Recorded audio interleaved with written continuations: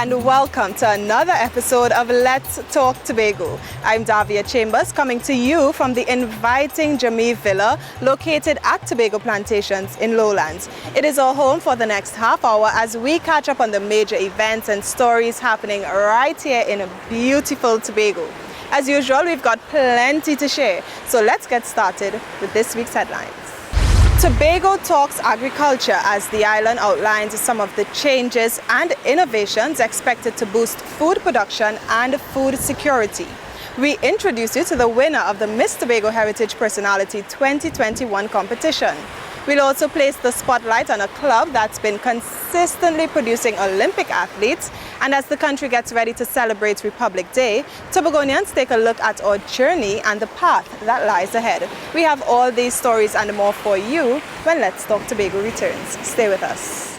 You matter. I matter. We all matter. And Tobago matters. Join us for Tobago Matters as we bring our THA community meetings to you virtually. On Saturday, September 25th, we culminate our series with the topic Tobago's Economy Post-COVID-19, 7:30 p.m. to 9:30 p.m. Catch us live on Tobago Channel 5, TTT, Pulse 89.5 FM, Radio Tambourine 92.7 FM, Street 919 FM, and Office of the Chief Secretary and Tobago Channel 5 Facebook pages. Send your questions to 688-4040 or email us at mainfo@tha.gov.tt. That's mainfo@tha.gov.tt. Tobago Matters. Be a part of the discussion.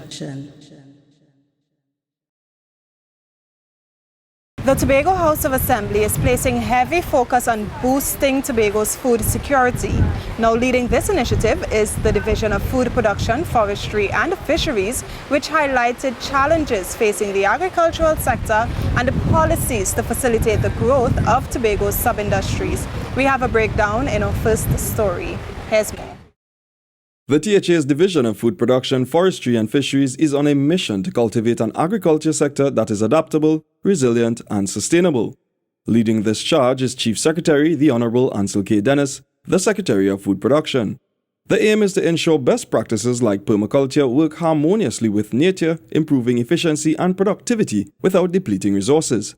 Advisor to the Secretary, Dr. Melissa Williams-Reed, says policies are being drafted to treat with some nuances. We want to look at how best we could mitigate predial larceny. We also want to look at climate change and how best we can integrate the livestock industry into the whole bioeconomic cycle. And by bioeconomic cycle, it simply means where no part of your production is considered as waste. Looking at the data, Acting Technical Officer Carl Murray says some of the island's agricultural lands are underutilized. Tobago is also facing an aging demographic of small-scale farmers.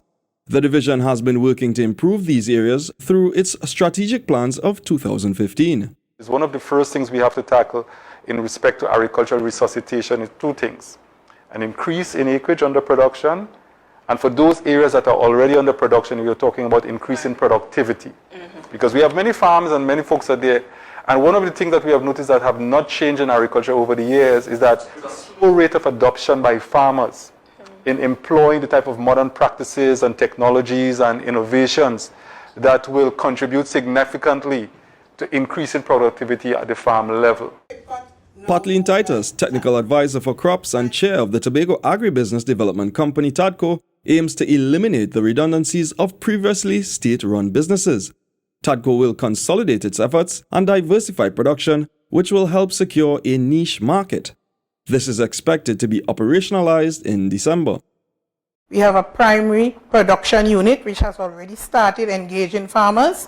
We are finalizing the contract farming document that we will take to the farmers for them to provide us with the raw material to carry out our production. Chief Secretary Dennis views Tobago as having highly fertile lands. Through further training of farmers, he believes the island can become the breadbasket of the region.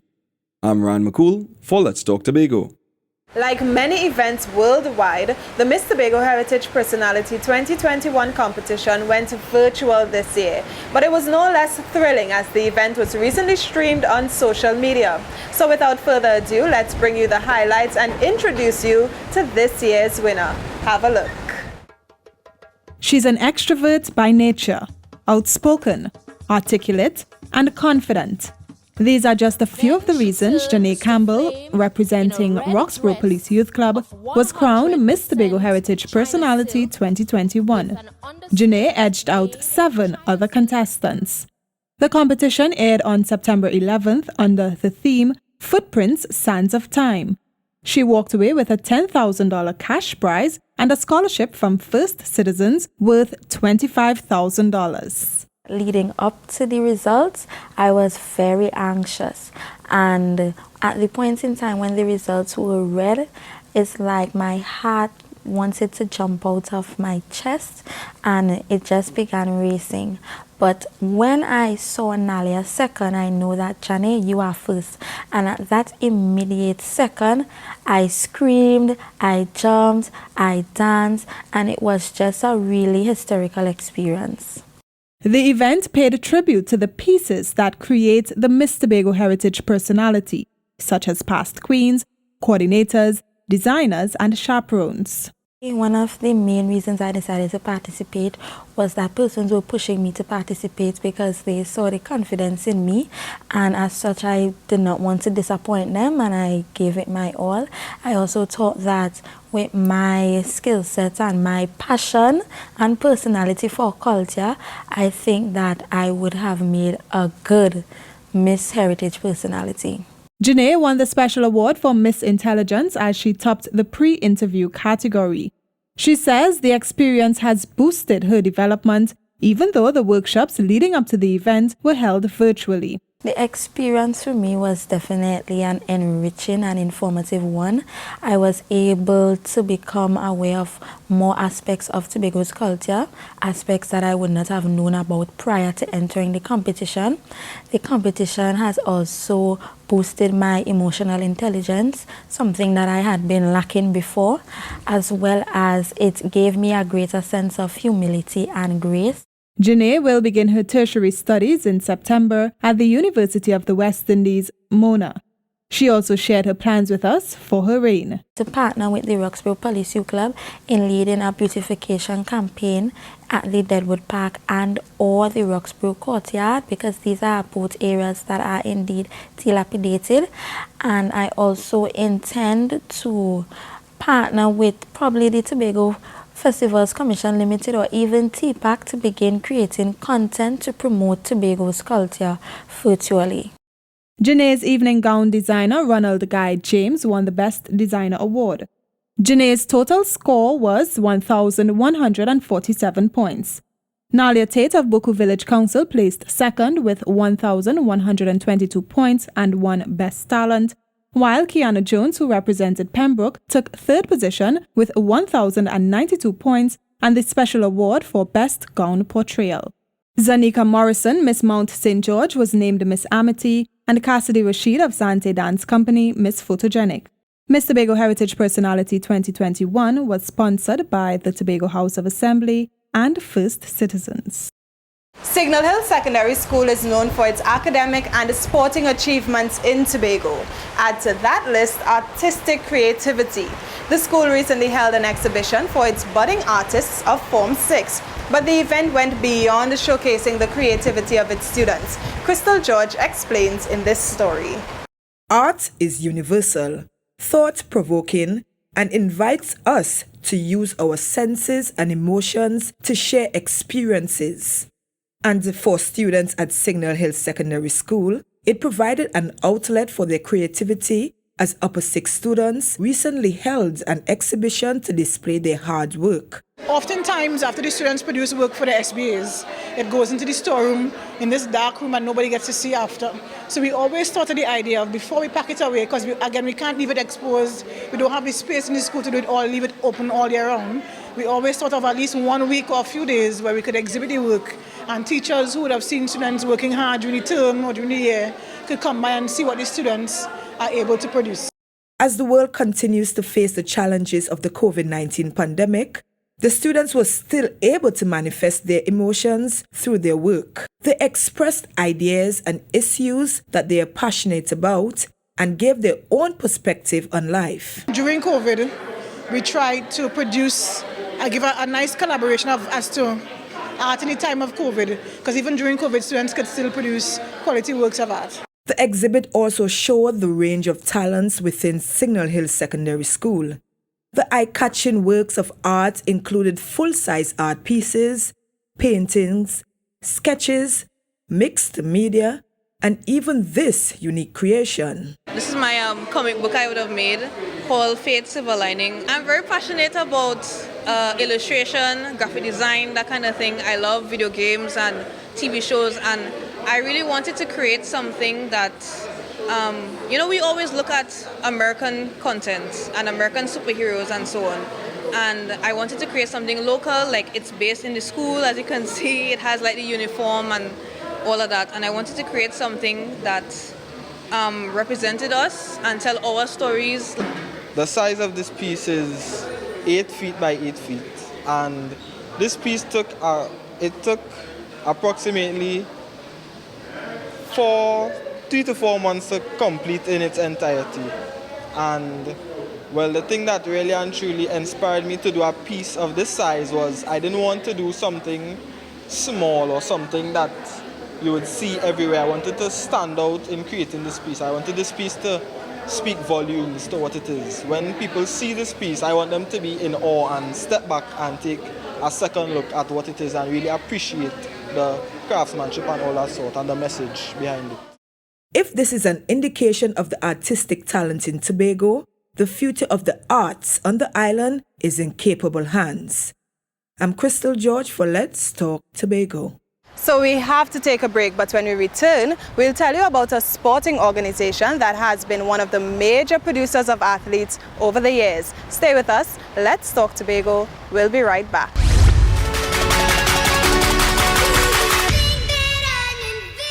I decided to take the vaccine to first provide protection for myself and my family and the people around me, including my co-workers and everybody I come into contact with, including the public. In the course of my duties, I am heavily engaged in public discussion, public meets, and I do a lot of investigations in the public.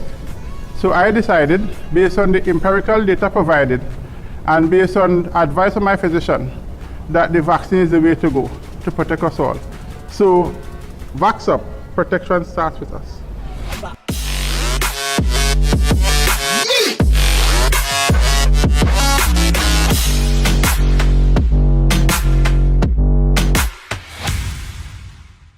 Zenith Athletic Club has been a sporting mill, churning out athletic talent year after year. The club has produced sportsmen and women who've represented Trinidad and Tobago at World Championships, Olympic Games, and even global Paralympics competitions. Today, we put Zenith in the spotlight to find out just how the organization continues its legacy of success. Ryan McCool tells us more. Listen up. Founded in 1980 by brothers Gerard and Wade Franklin, Zenith Athletic Club stands the most prolific and accomplished of Tobago's track and field fraternity. We had a lot of really good athletes, top athletes. At least we had like about 6 people that went to the Olympics. And I will say there is a good, there is something to, well, not to boast about, but something to really be proud of. Producing names such as Sheridan Kirk, Tobago's first Olympian, to Kelly and Batiste, one of the nation's most decorated sprinters, Zenith has truly mastered its regime of nurturing elite-level athletes. We have a system that we use that I think most clubs don't have. You have to know the different cycles and what to do in this cycle and what to do in that cycle and so on. So, because it has different phases of training, it has the preparation, the pre-competition and the competition phase. The club also places special focus on the psychology of the athlete. Sometimes an athlete could be very fit, but the mind weak. You know, when they go on that line, everybody does have some form of fear in them before the competition, but by the time the race starts, you know, all of that disappear. So you have some people, it doesn't disappear, the fear remains with them. So you have to try to get that out of them. The decorated coach is not only passionate about the sport, he views it as a way of life. and a means to greater achievement, something that the Jamaican athletes have embraced wholeheartedly. I think we had to re-educate. Maybe in the school, we had to go and talk to them, like group children, and talk to them and explain to them where sport could carry you, how we could give you a career in life and all of that, because some of them don't know, people don't tell them. Coach Franklin also spoke of another bane at the primary school level. It's been limiting the country's sporting success and talent identification. We have a problem. We're not doing specific sport again. We used to do the basics in each sport, but no, we're not doing that. They have us doing PE. And the PE that we're doing is just movement. You could do PE, but you could do the basics different sport. There is that in secondary school. Their 41 years of coaching have not been without significant challenges. Still, the Franklin brothers remain encouraged by the legacy of athletes nurtured under their charge. I'm Ryan McCool for Let's Talk Tobago. The SCA results for 2021 are in, and Tobago is celebrating its young achievers for their excellence in this year's exams. The students too are elated after all their hard work and explained their secrets to success. More in this story. I feel very relieved to know that I have accomplished being #1 on the island. I am elated. You know, the weight is lifted off my shoulders because I was very anxious coming for the results today. But to know that I have made such an accomplishment, it's a great feeling. That's Jolie St. John of Scarborough Methodist Primary School, who topped the Secondary Entrance Assessment 2021 in Tobago and placed 39th nationally.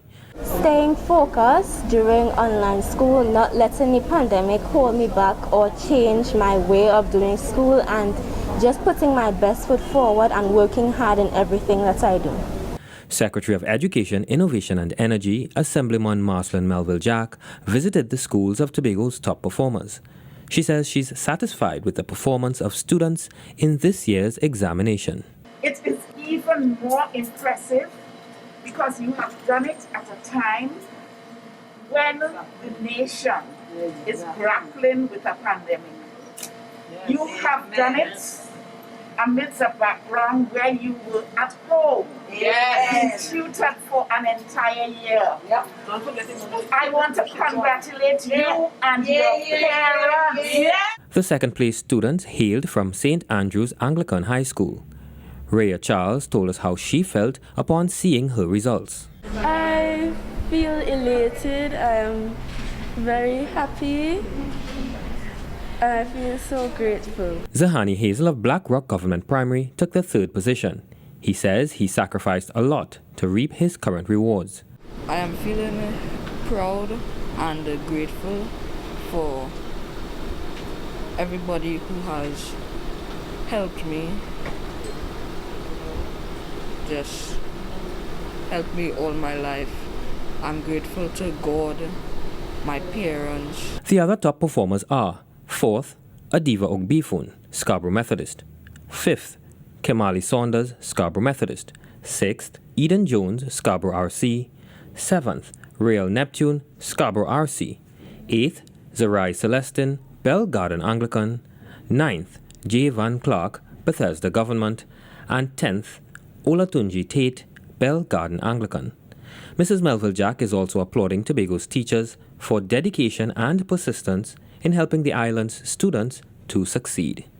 I'm Kern De Freitas for Let's Talk Tobago. There are many reasons that citizens should get vaccinated against the COVID-19 virus. Now, in this episode of the Vaccination My Choice, Your Safety series, a THA assemblyman, a senior pastor, and a musician all share their reasons for getting immunized against a virus that's changed our way of life. Take a look.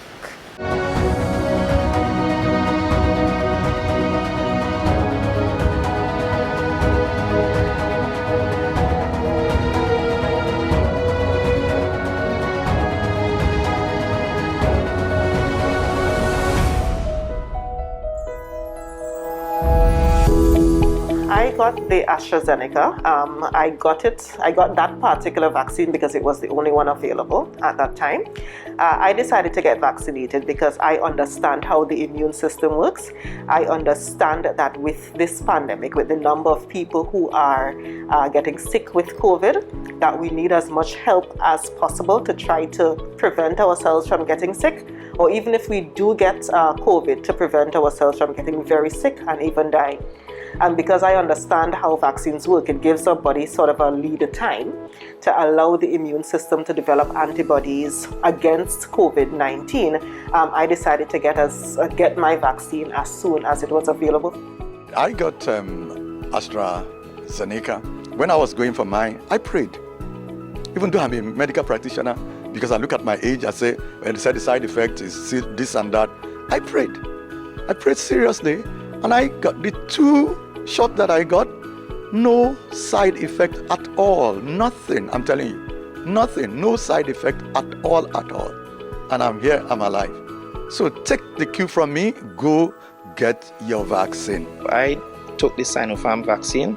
The reason behind that is because of my mom. She has few ailments and she's over 60, and because I be outside and mingle with people at times, I think it was important. We are not only protecting us against COVID, we are also helping those people who have all of the other diseases that we have to worry about still get a decent quality of care from our healthcare system, because the system is not overrun by people who get COVID. So that's one of the biggest benefits for a nation, for an island, for getting as many people vaccinated as possible, so that we do not overwhelm the healthcare system. If we go on time now, and over 70% of us get vaccinated, it will be easier for us to gather. Because when we gather together, the spread will be controlled. You know, as I said before, the viral load will be low. You know, because your body is taking care of the virus. When it gets into your body with the vaccine, your body is able to respond and take care of the virus instead of the virus multiplying at a high rate. You know, because of the vaccine, it's going to be lower. It's a sense of confidence. You know, the vaccine, though we're not 100% sure, it still prevents spreading. You know, and I think that is the key thing that people need to know. It helps prevent this spreading, right? So I feel confident moving around. I still wear my mask, still wash my hands and sanitize, but I feel even safer knowing that I have been vaccinated. What we see happening is that the rates of infection in Tobago, the rates of death in Tobago as a result of COVID-19 is actually way higher than Trinidad and Tobago overall, and it's way higher than most of the areas in Trinidad, which is really a cause for concern for us Tobagonians. And that is why I have been saying, I've been talking out of my ear, telling people, you need to get the vaccine. You need to wash your hand, you need to wear your mask, you need to do the social distancing, you need to do all of these things, because collectively, when we do all of these things, it then protects all of us collectively. Having services on Zoom or on Facebook, on YouTube, is not the same as being in the auditorium together. You could hug each other and you could smile, you could do your handshake and dance. We can't do that now. But if we get vaccinated and covered, we will be able to come back to all that. It has impacted the process of getting gigs and these things. It have declined. I haven't heard anything about people dying from COVID-19 after being vaccinated, right? So I think that is a benefit. Also, the sooner the country and by extension the world gets a certain amount, a percentage persons vaccinated, we could get back to our regular scheduled program, you know.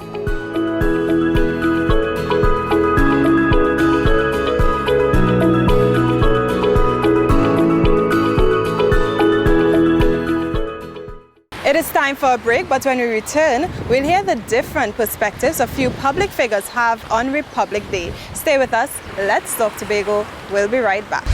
You matter. I matter. We all matter. and Tobago Matters. Join us for Tobago Matters as we bring our THA community meetings to you virtually. On Saturday, September 25th, we culminate our series with the topic Tobago's Economy Post-COVID-19, 7:30 p.m. to 9:30 p.m. Catch us live on Tobago Channel 5, TTT, Pulse 89.5 FM, Radio Tambourine 92.7 FM, Street 919 FM, and Office of the Chief Secretary and Tobago Channel 5 Facebook pages. Send your questions to 688-4040 or email us at mainfo@tha.gov.tt. That's mainfo@tha.gov.tt. Tobago Matters. Be a part of the discussion. More than a decade after becoming an independent nation, Trinidad and Tobago went on to confirm its Republican status. So, to commemorate the country's 45th year as a republic, we chatted with some public figures in Tobago to get their perspectives on the anniversary of Republic Day. Here's what they said. After attaining independence in 1962, Trinidad and Tobago would then go on to become a republic 14 years later. This meant we had the right to choose our very own head of state in that of an elected president. For many stewards of the state, this also meant a time of celebration of national achievement. I was born on the 18th of August 1962, a few days before independence was established by the starting of our parliament. And it makes me feel that I belong to a place. It makes me feel that I own something. It makes me feel that there is something for me to work to preserve. It makes me feel that we have reached. It makes you reflect on where we've come from, what we've gone through, where we are. And it sort of gives you a certain amount of pride, but it also gives you a sense that we have a tremendous responsibility to the development of this island of ours. As we grow, as the nation, gets older, when you get older, you have to take more responsibility. You have to do different planning. You have to prepare for the generations. We have to ask ourselves, what are we leaving for the generations behind to inherit and to, move on and build on? There's NGOs, as religious organizations, as business community and so on. I think all of us have to do our part. And I think that when we all do our part, then I believe that we would see that we're really celebrating independence and a Republican nation and so on and thing. But we must all do our part, and we must start within ourselves to change our mindset, to change ourselves and see what we can do to help this current situation in our country and in our society. I would want us as a Republican nation to leave the best kind of security, and that is not just the army I'm talking about a secure life where people are properly educated to reason and to be critical in their thinking, to make proper decisions, to make decisions that are not selfish, but are worldwide, because we are now a world community. And, let us be the nation that still enjoys life. Let us, the older ones, point the younger ones in a direction that they could feel comfortable with, and they could feel that they can do something to make it even better than they would have found it. So I am positive. We are a strong people, we are resilient people, we're bright, we're honest, and that is it. Let us not spoil what we have inherited. Let us build positively on that, and let's take this island forward. After listening to these accounts, it is clear that Republic Day remains a beacon of achievement for this great nation. For Let's Talk Tobago, I'm Ryan McCool. So we've come to the end of yet another edition of Let's Talk Tobago, and as always, we thank you for watching. Please email us with your comments or queries about the program, and be sure to visit our website, like our Office of the Chief Secretary Facebook page. You can also follow us on Instagram and Twitter, and subscribe to our YouTube channel. From our house to yours, I'm Davia Chambers, along with the Department of Information, Office of the Chief Secretary, Tobago House of Assembly, wishing you a safe and fantastic week. For further information on this villa or for bookings, you can contact Pint Size Paradise at 497-9263 or at 631-1054. We leave you with a montage of the beautiful Jammev Villa. Have a good one.